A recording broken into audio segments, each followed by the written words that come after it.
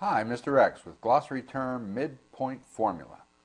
The midpoint in Cartesian coordinates works the same as the midpoint in one dimension. We just do it twice, basically. We find the midpoint for our x and the midpoint for our y. We're talking about the point between two other points. That's our midpoint. So we just cut the x-coordinate sum in half, and we cut the y-coordinate sum in half, and we have our midpoint. Here we have Cartesian coordinates. Here's our origin right here. Right in the middle of our graphic here is the origin. We have 2 points labeled. This is -6, 4, and this is 10, 8.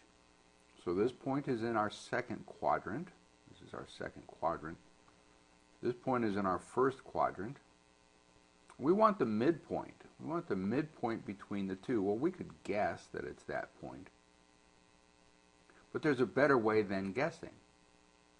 To find the midpoint between these 2 points, we're going to use this formula. It's not really a formula. It's kind of part formula, part graphic.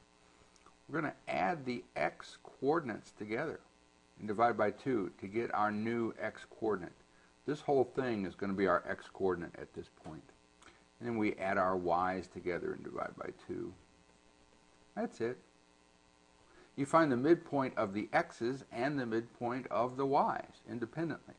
So our calculation looks like this. Our midpoint is going to be -6 plus 10 over 2, comma, that's just our x coordinate. Now here's our y coordinate. 4 plus 8 over 2. Well, what would that be?